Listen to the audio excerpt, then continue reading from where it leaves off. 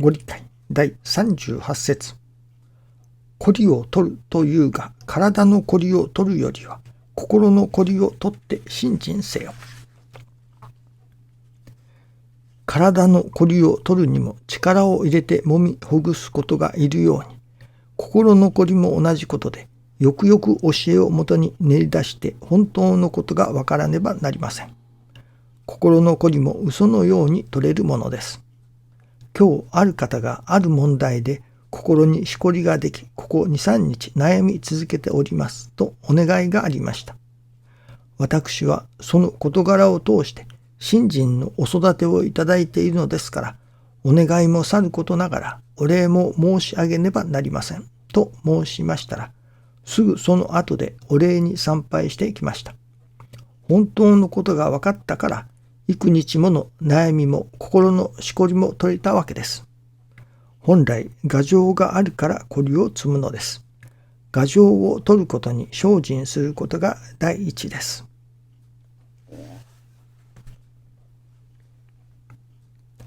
牙城を取ること。その牙城を取った後には何が残るのか。牙城、いわば人情でしょうか。その後に何もないでは空っぽになってしまいますが、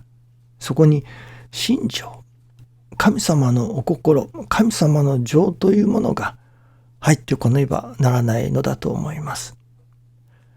神様の情、これはやはり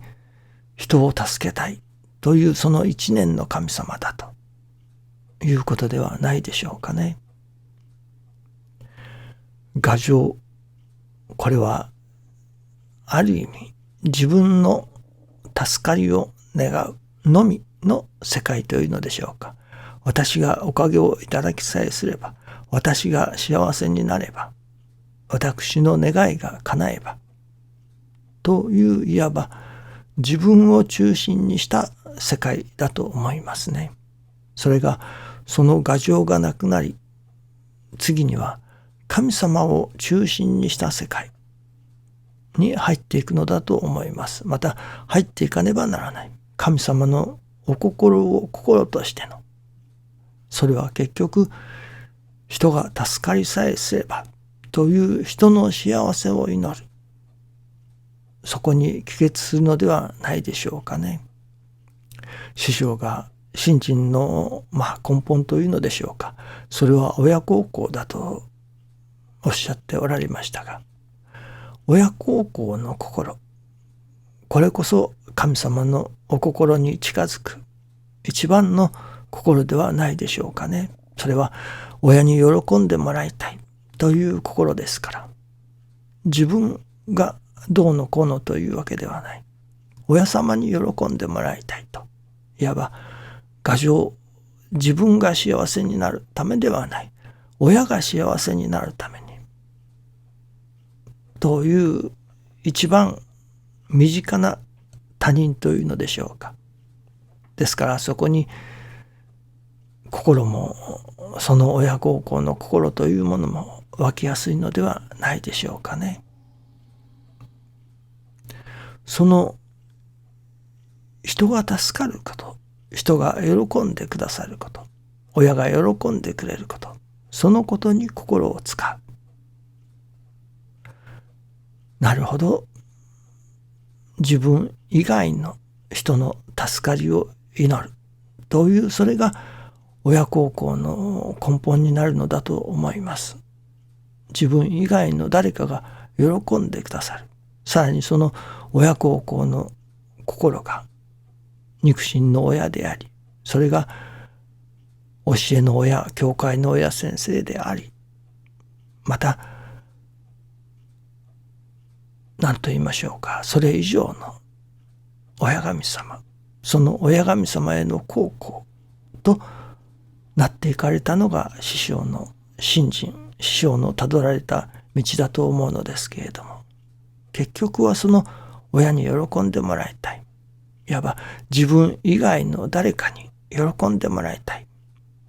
ということが出発点になっていると思いますね。そしてそこに神様のお働きを感じていく。神様が今何を私に求めておられるのか。どうすることが神様が喜んでくださるのか。それこそ神様が今求めておられることを私どもがそれに応えていく。それがやはり神様が一番喜んでくださることでもあろうと思うのですね。自分が食べたいから食べる。眠たいから眠る。ですけれども、そこからもう一歩進んで、神様が何を願っておられるのか、神様が、こうしてほしいと願っておられるのだなと思う、その神様のお心にかのうていこうとする生き方。それが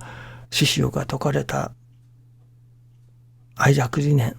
ではないでしょうかね。そしてその神様のお心にかなおうとする生き方。そこにまた神様がお働きを表してくださる。そのお働きの中にまた神様のお心を感じていくということだと思いますね。今私が強く感じていますのは、そのZoomというウェブ会議ですかがありますね。これを使わせてもらおうかと思っておりましたら、スカイプというのがありますが、昔から使っておりましたが、昔は会員しかアカウントを持った人同士でしかお話ができませんでしたけれども、今それが垣根がなくなり、アカウントを持ってない人でもそのZoomのようにお話し合いができるというように敷居が下がっているようですね。特にこの新型コロナウイルスの影響でテレビ会議が増えているそうです。それで大幅な改良がなされているようですね。また Google もそういう会議システムを新しくその無料で公開しているということのようですね。Google の場合はアカウントがないと使えないようですけれども、考えてみると Android スマホを使っておられる方はほとんどが Google のアカウントを持っておられるわけですから。また Windows パソコンを使っておられる方にはほとんどがもうスカイプがインストールされているはずですから。そういうことを思うと、この Zoom とスカイプと Google、この3つの会議システムでほとんどのパソコンやスマホのと世界中の人々とほとんどのデバイスとつながることができる時代になっているということですね。これはある意味新型コロナウイルスの何と言いましょうか、副産物とでも言うのでしょうか、そういうものかもしれないと思いますね。それで何ができるようになったかというと、いわばこれまではお取り次ぎというと、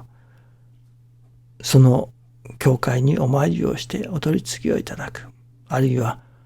せいぜい電話をかけて電話でお取り次ぎを願うということだったわけですけれども、今はそれこそリモートお取り次ぎとでも言うのでしょうか、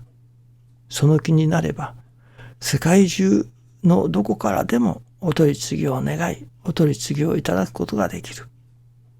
そういう世界になっているということですね。何か神様がその辺に一つ道を開いてくれとおっしゃっておられるような感じがいたします。また